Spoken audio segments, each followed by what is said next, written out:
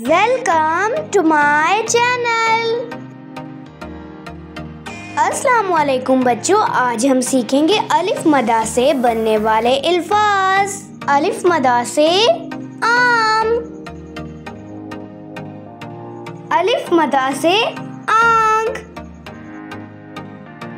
अलिफ मदा से आलू, अलिफ मदा से आड़ू, अलिफ मदा से आरी, अलिफ मदा से आग,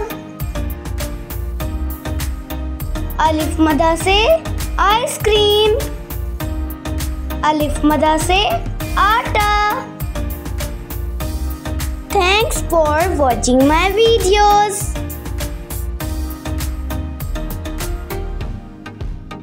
Don't forget to like and share my channel. For more knowledgeable videos, please subscribe to my channel.